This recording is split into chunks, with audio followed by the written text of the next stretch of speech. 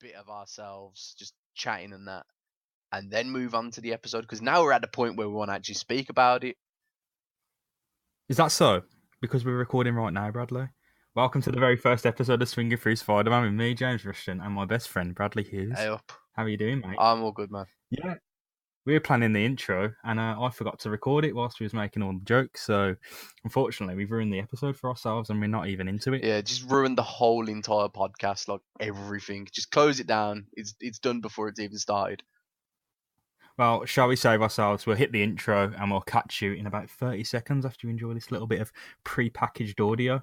Precious tritium is the fuel that makes this podcast go. There's only 25 pounds of it on the whole planet. Spider-Man does whatever a spider. It seems I've heard that song before.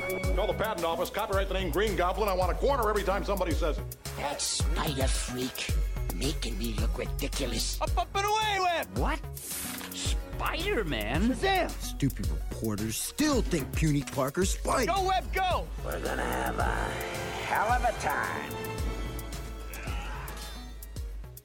So, the plan for this podcast in general is to read every single issue of The Amazing Spider-Man. It actually starts in an anthology comic called The Amazing Fantasy 15, and everyone knows the famous cover, right, Brad? There's like Spider-Man with this goon under his arm, Yeah, and he's swinging through the thing, and that's where Spider-Man comes through. And unfortunately, if you're familiar with Spider-Man at all, you're going to know what we're going to speak about in this episode, because the same story has literally been in 2 entire film series. You know, The Amazing Spider-Man with Andrew Garfield and Spider-Man 1 with Tobey Maguire. It's the same thing. It's the man gets bit, he turns into Spider-Man, and you know the plot is the same, but it has that 60s whole feel going on thanks to the writing.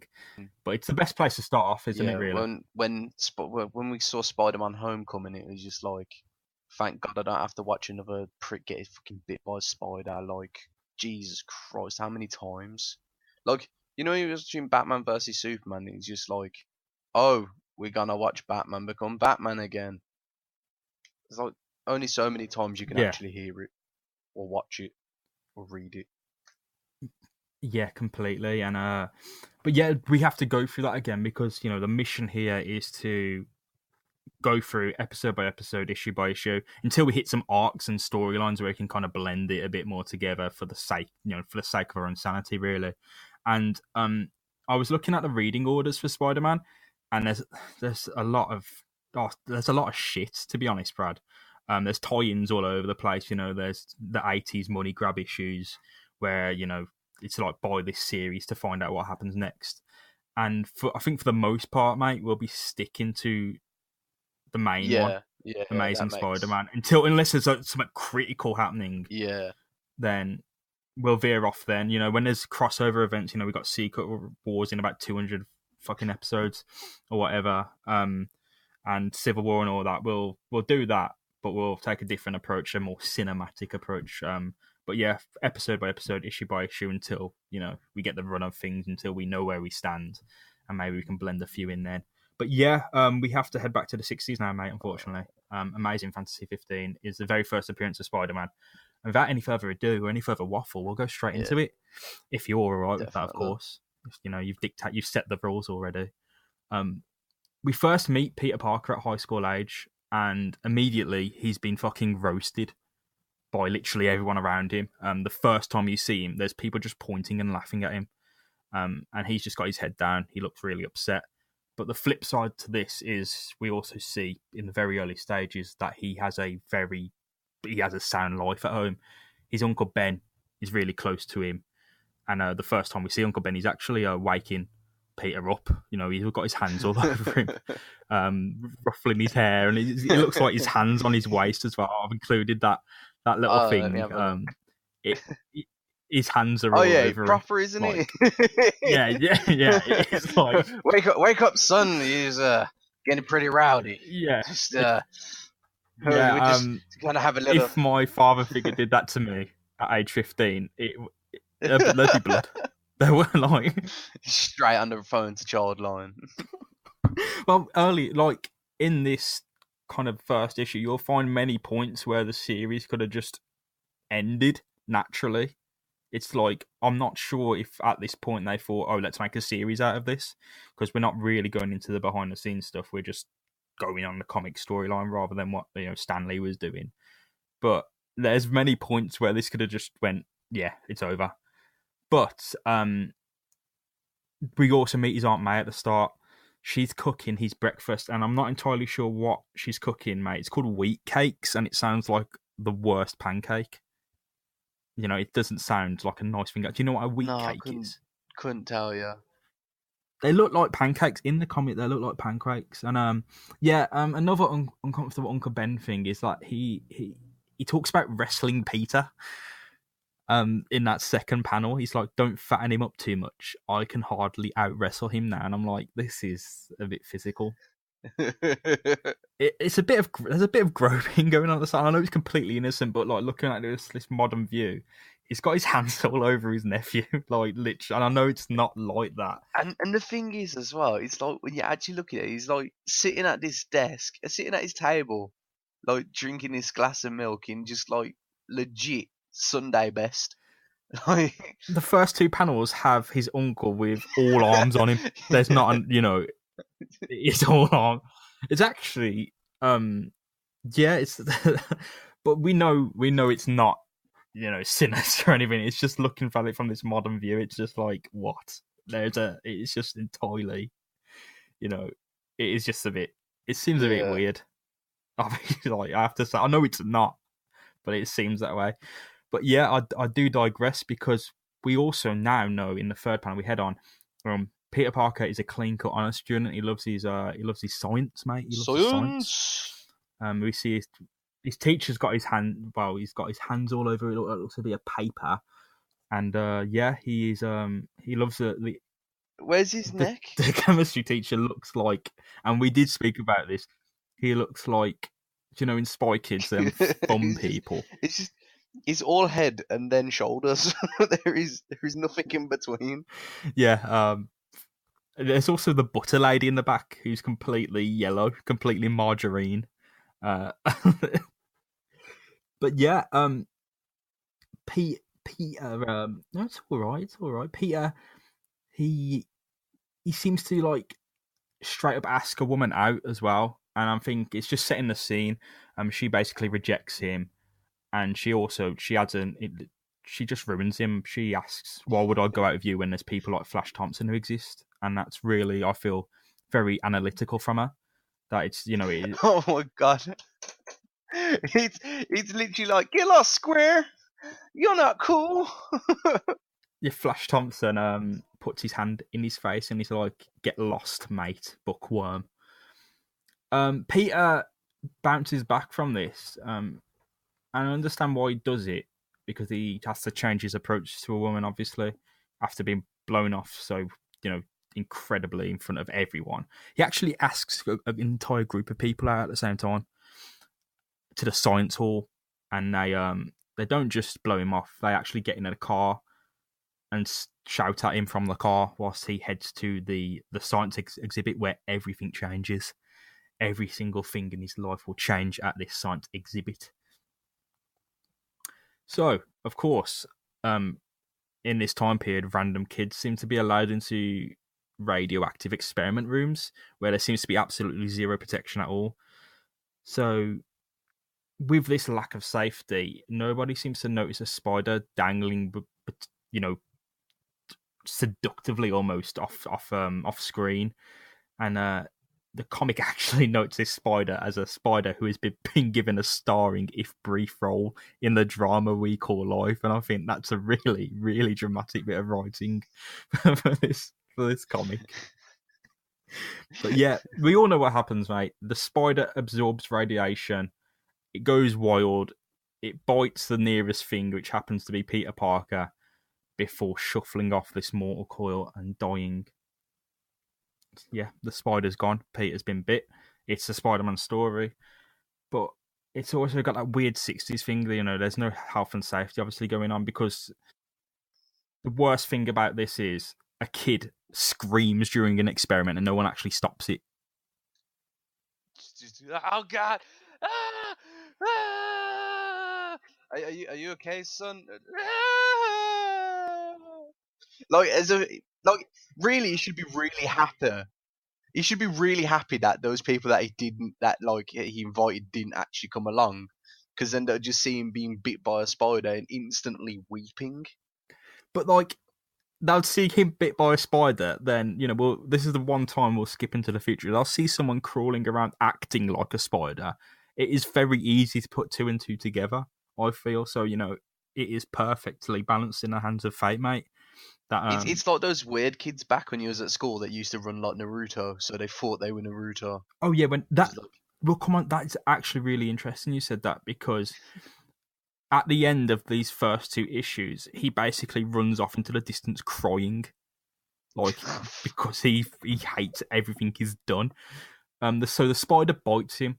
The worst thing here is that, you know how we started this whole saga starts off with people ripping the piss out of him. The scientists rip the piss out of him as well. Well, they're just there like, hey Frank, did you see that little boy that screamed over a spider bite? What a square, right? Not like that Flash Thompson. And now that's a boy I'd like to wrestle with. Have you filled out those health and safety papers? This is the 60s. We don't know about health and safety. Peter walks home, and for whatever reason, he's moping in the middle of the road. A car comes close to hitting him, but due to Peter's newfound agility and quote-unquote spider sense, he literally jumps 10 feet up a wall, and you'll never guess what happens next, mate. The drivers take the piss out of him after almost killing him. That's terrible. Like, I think the writers, Stan Lee, really wants to go in hard on this whole everyone is ripping the piss out of Peter angle.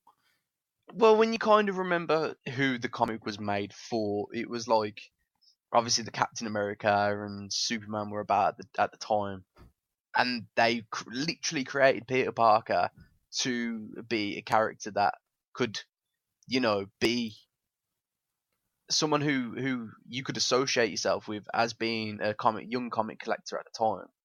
You know, that's why his character was literally made, so that you're supposed to connect with him. And obviously, it's like we said the other day, you know, collecting comics when it was that day and age, it wasn't exactly the done thing to do. You know, nowadays it's not so much, it's a niche, but it's not so much frowned upon, or, you know, to the point where you would get bullied. Yeah, it's not like this geeky thing, is it? It's like, it's extremely, and it has been for a long time now, actually. I mean, you don't get mainstream comic massive fans, but you'll get, you know, 2 out of 10 people probably read a comic, which is probably a lot more than it was maybe 20 years ago, especially if... I'd say another 2 out of those 10 are the kind of people that sit down and go, I'd like to read one, but I have no idea where to get into it. That's exactly why you listen to this podcast, so you can follow us with us as we discover the entire saga of Amazing Spider-Man. That's exactly what we are here for. It's basically fill in the blanks, so you don't have to go out and go get them. Yeah, because if you didn't have the subscription services or anything, this would cost you a bomb. I don't think you'd be able to actually buy this without dropping a bomb, especially this very first one. The other thing is as well is that the other way that you can get a hold of it is, you know, to illegally download it, and, you know, by subscribing to something like Comixology or another streaming service like that, you know, you're actively giving to the artists that and the writers of, you know, modern day comics. You know, you are paying into the system, which is great. Yeah, man. So yeah, we don't encourage illegal downloading. By the way, it's something we heavily discourage. Right? I mean, yeah, definitely. I'll pay for my Spotify. So, mate, a car's almost hit Peter. He's had the piss ripped out of him. But this is a bit of exposition now. He kind of finds out everything he can do. He's running up walls, crushing a pipe by accident. He's like, holy hell. Fly, web, fly! Yeah, it's exactly the best like thing. Exactly. Since I've read the first 6 or 7 issues of this, it is literally the first two Spider-Man films, because the way Tobey Maguire acts and how it is literally the 60s Spider-Man, whereas in the different films it might be a different kind of origin. It might be like the Ultimate Spider-Man more so with Homecoming, and Andrew Garfield takes a bit more of a modern approach, but definitely with that cheesiness there is. But with looking back on it, the cheesiness, it is really taken from the 60s comics, which is something I'm finding a newfound appreciation for now, I guess. Yeah, definitely. The less said about that weird ass goblin suit, the better, because it's really tight on Willem Dafoe. But I digress. Because now, much like anyone, Peter wants to earn a bit of cash. So he sees a wrestling match taking place. He reckons that's for him normal behaviour. If I found out I could crush a pipe, I think I'd go into boxing or something. Straight, knock out Tyson Fury, earn $1 million. Tell you right now, Done. if I found out I could crush a pipe after being bit by quite clearly a radioactive spider, you wouldn't find me in the ring, son. You'd find me in the hospital.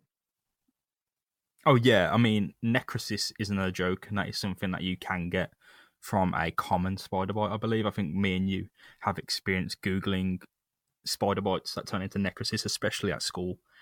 And it's not a joke. Oh, yeah. So, I remember that. The dark times, man. Yeah, I never forget. Peter wants to earn a bit of money, not ruin his mind. The internet doesn't exist here, so he's been a productive member of society by wrestling a huge man for money. Bonesaw is ready. His name's not bad.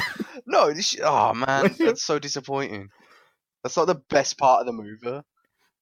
His name's called Crusher Hogan. This is not Hulk Hogan. It's Crusher Hogan. Crusher Hogan. Crusher Hogan. Is he current? Which this is before Hulk. Is Crusher Hogan being taken out of the Hall of Fame as well? Crusher Hogan. I haven't seen him again yet in the Spider-Man comics, because he does get his ass handed to him by Peter Parker. And what is incredible here is he disguises himself not because I don't want my identity known. It's because he thinks he's going to lose and doesn't want anyone to laugh at him and take the piss out of him. Which is, that's a very human thing. He wouldn't want anyone to come and laugh at him again. Oh, yeah. Especially after he was almost in a hit and run. And Peter, the driver, was like, fucking idiot. I mean, to Get be fair, road, you bum. Looking at this geezer in these panels, I'm not going to lie, if I was driving that car, I'd kind of aim for him. He looks like a right dweeb. It's just his hairline as well. That's a 40... He's a 40-year-old man. Unlike that Flash Thompson. Now that's a... Yeah, that he looks about 12. Like, it's... The art is... we can look back on it and laugh. But when all you had to do was read Spider-Man, and that's all you had going, that would be pretty cool. But yeah, so he's almost been hit by a car. He goes to do a wrestling show. Bonesaw's not ready because it's Crusher Hogan. He bosses it, mate. Really, real champ. Chucks him out the ring. Excellent work. But watching it, this is another twist of fate. Spider-Man wins this bout before some kind of like venture capitalist. He sees, the pound signs coming to his eyes. He knows there's some money on offer here if he markets the Spider-Man correctly. New York City's Got Talent, something like that. He's going to be on TV. He sees some money. So Spider-Man, Peter Parker, he gets offered a show on TV, basically. He gets offered a slot on a just like daytime. Straight up. Dude, if you saw a man fucking crawling across the walls and chucking the best wrestler out of the ring, like this is like World's Strongest Man type stuff. It's the Game of Thrones, The Mountain. Yeah. If you saw a little fucking boy pick him up and launch him out of a wrestling ring, he'd be straight on TV. You put him straight. Yeah, you but wouldn't hesitate. What kind of that's just like random geezers coming off the street and fighting like Big Show at WWE. Like, it's not gonna happen. You gotta be small time first. You gotta work your way up you gotta those be ranks, a jobber, man. haven't you? You gotta get fucked about a bit before WrestleMania when it's not even on TV. ECW and that beforehand. Like, you don't just get a guy standing at a ringside in some crummy bar fight just being like, "Yeah, son, you're gonna get your own show." Well, considering the fact that the man can walk on walls, I think we have to. There's a bit of suspension of disbelief that needs to be going on here. To be fair, Yeah, I mean, come on, Brad. But yeah, he gets a daytime slot on TV. This is incredibly quick. It's within 3 or 4 pages, mate. He's he's got a place on TV, but he realizes he needs to upgrade his looks, mate. The costume, because his costume in the wrestling isn't even like a Spider-Man. He's just got a sock on his head almost. But he goes home and instantly creates the famous Spider-Man costume. You know, the blue, red, the black spider. Instantly, all red and white, blue panels. You know, the white eyes, and so all the money he's just won. Yeah, all the money he's just won is been completely spent on soft skin tight fabrics, and I'll tell you right now that he will regret doing that, because $100 that he's won, yeah, and I've done the math, mate. I've done the maths. $100 then in 1962 was worth $794. It was a lot of money. Wait. Spider-Man's soft fabrics cost him $794. Not even like athletic. No, that's what he won, $100. And I assume he spent it all, and that $100, if because of how money changes over time, inflation and all that, it was actually worth that would be worth $794 in today's money. So he's just pissed all that away. Yeah, but on soft fabrics, like, couldn't you have got anything better? But I don't know. I'm not here to judge the man. You know what I mean? I am. I'm just saying that he'll regret it. I'll tell you now, right now. But part of the dosh should have went on his web suiters, I believe. He makes these, web slingers thing. And the best thing is he's literally... Have you ever seen Stand By Me? That film with the kids that go looking for the dead body? Yes. You haven't, have you? Have you seen it? I've seen the Family Guy version of it. Oh, fucking... Basically, do you know Kiefer Sutherland in it? And he's like the bully. And he's got like a cigarette packet rolled up in his sleeves. Yeah. Peter Parker's literally dressed like him, and I think that's the best he's ever looked. But this is his bedroom clothes. So he's like Snake from Simpsons. Just there, like... Yeah. He's got his web shooters. He's like, whoa, look at me. He's just showing off his web shooters. I bet his uncle and I are downstairs just listening to like this absolute madness go on, because he sounds like he's screaming about these web shooters. I'm like, have they not clocked on to that their son might be, well, their adoptive son might be a bit strange. The dynamics are off, mate. Just shaking her head. Just shaking her head. What have we done? Eating those wheat cakes, man. So the famous Spider-Man costume is complete, red and blue. It's got these webs under the armpits, and I'm not sure about the dynamics, the aerodynamics in that, mate. He's got the web shooters. He's got everything he needs. He's good to go. Then Peter names himself. He names himself Spider-Man, obviously the famous name. But I think naming yourself is a really bad move. I think that's not something that you have the right to do, really. I don't want to... That's something the media does. I don't want to keep going back to Spider-Man 1, the Tobey Maguire series, but like... Oh, I do. I love that. If you don't name yourself, you get called the Human Spider. It's something that happens. But if you name yourself, you're not always going to name yourself something cool. Like, what if he called himself like Cruel Boy? Yeah, or something like that's that. What I'm saying. I'm saying in the movie, he tried to call himself the Human Spider, and then the guy that was yeah. His hashtag brand, it had to be built for him by a cavalcade of SEO experts or something like that. But if you're gonna name yourself, you take a big chance. It's scary. To be fair, it's not like you can run like A/B testing, is it? Like you slide on up to the friends he doesn't have and be like, "What do you think about Spider-Man?" or the Human Spider. He's like got a focus group. He's like, "Oh, I'm definitely not the Spider-Man, but what do you think of this name?" This is just like people. They're like, "Who the fuck is the Spider-Man?" Yeah, who is it, Peter? Just tell us what's going on.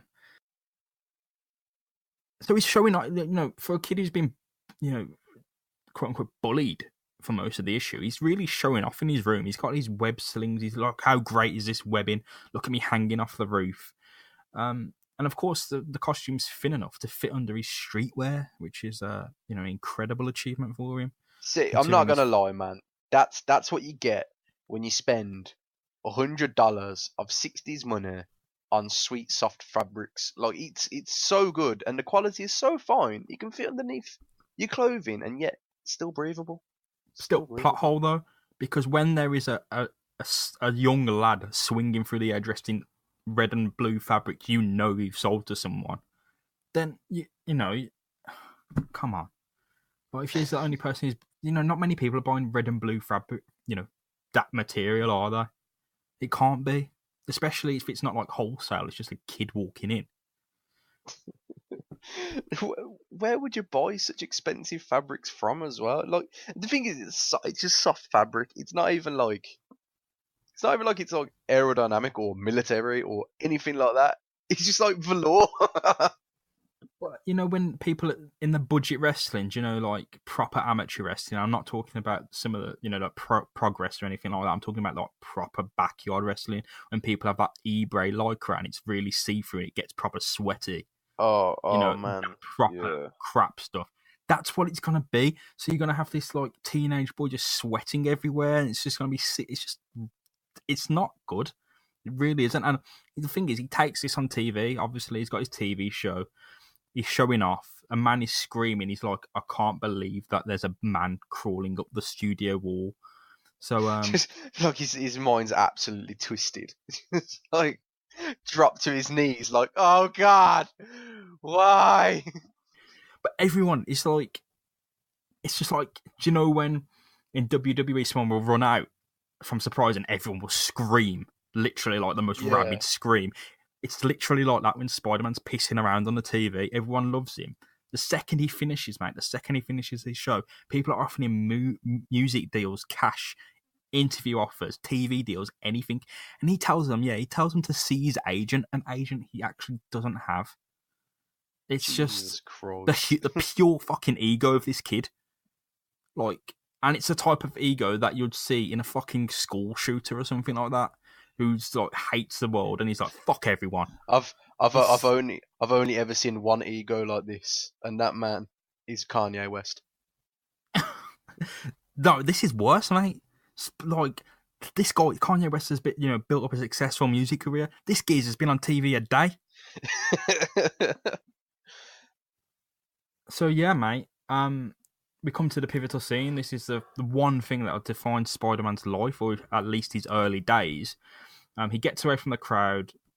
A thief and a police officer are sprinting past him. I'm not sure what the thief is stealing from a TV studio, but nonetheless, the thief makes it into an elevator. He starts discussing the workings of the elevator here. He's like, look how fast this elevator is, and how high-tech the elevator is. And of course, the policeman goes to the Spider-Man. He's like, why didn't you stop him? Spider-Man literally turns around to this police officer and goes, it's not my job. I'm done with being told what to do. And I'm like, you're a dickhead. If only you realised what would come of this. To be fair, it does feel as though they're building him up to be a dickhead. Like, you're not supposed to like him being as arrogant as he is. It's sort of like... I bet in the 60s, mate, like, this was like, oh, the nerd gets back. But he really does seem like an asshole in this, and the artwork's on the notes for you, mate, of this scene. He does really seem like one of the worst people. I get like he's gone through a bit of hardship, but he's just been an asshole. Like I can't really find an excuse for it because no one, like, the thief is literally unarmed. He's a weedy ass geezer. All Spider-Man had to do, and the police officer doesn't know that Spider-Man could just knock him out with one punch. You know what I mean? And he knows he can. Spider-Man knows he can like smack this guy up, but it's almost as if explodes. like with great power comes great responsibility.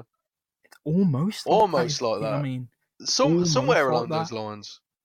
If only he was told that before what happens next. What happens next? You don't know what happens next, mate. No, what happens next? You don't know what happens next. I don't know. What happens next? The fucking criminal he let go fucking goes to rob his house. Uncle Ben interrupts him. The criminal shoots him fucking dead. No, what are telling me? No way. Okay, carry on.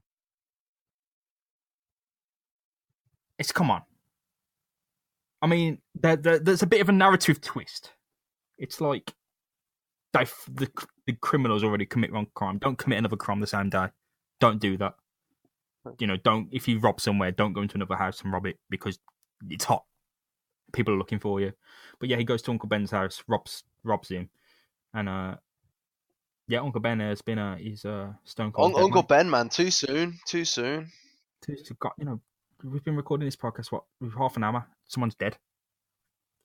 This is the first issue, mate. Spider-Man is told while Peter Parker goes home, sees the police car, he's like, what's gone on? The police officer just goes, your uncle's dead. And he tells him that we've, got someone under siege. There's a hostage situation kind of going on. Spider-Man runs off to this warehouse where it's under siege. He confronts the uncle's killer, takes the mask off that the criminal is wearing. He's like, oh shit, I let you go. Wait. You mean stealing from the studio, he was like, anyone can see my face. Like, all these witnesses, all these cameras, all these people, anyone can see my face. But a B&E with a little old man and a little old woman, he's like, nah, I've definitely got to cover my face. What would you rob the place where there was loads of cameras just rolling? That's what I'm saying. Like, it's just like, I've definitely got to cover my face for the old people. God help it if I get spotted. I might as well, I'm just going to have to end them. In fact, that doesn't even make sense. Like, if he was going to kill Uncle Ben anyway, what's the point in wearing a mask? Because, I think Aunt May may have saw him. I'm not too caught up on it. I think it's like a kind of scene that is played out in future comics where it goes into more detail. I think that maybe the killer will have some kind of relation or some reason to go there. But it just seems like the done thing. Spider-Man unmasks him, he's shaking, he's shook, and he's like, oh shit, I could have just stopped this guy literally sticking my foot out, and now my whole life is kind of going off in a different direction. So it turned upside down. Yeah, it ends on that note. Spider-Man puts his mask on, and not just realising that with great power comes great responsibility, mate. It's that great power must come with great responsibility, which is a better line than the one that's in the movies. It's like, you have to. It's not a joke yet, If you got this power, it has to come that responsibility, and that's something that he doesn't learn, and that's Amazing Fantasy 15. That all done. Spider-Man's uncle's dead, but at least Spider-Man's got a nice suit that he's made himself, and he's learned some tailoring skills that will serve him well down the line. All done. I'm quite amazed. I'm quite amazed at this, that they did this, and there was like, this definitely deserves a follow-up. Like, it's all shitloads. I mean, I'm happy that they did. And the weird thing is, like, Amazing Fantasy is an anthology, so there's a few other stories in there, but they didn't kind of go off anywhere or do their own thing. It was just Spider-Man was like, time to, have your own issue. And it's like such chance as well, because Amazing Fantasy 15's the last, it got cancelled. Like, there's no more Amazing Fantasies. It's literally the 15 of them with Spider-Man on the last one. And then they realised Spider-Man's super popular. Give him his own series, and that's what we'll head into in the next episode with The Amazing Spider-Man issue number 1. And that's all done, mate. First issue. Thank you very much for listening, guys. Of course, it's something that, everyone knows the Spider-Man story, I'm sure. It's like Batman. Like, it's a story that's been told loads in really popular things. Like, the comic's super popular.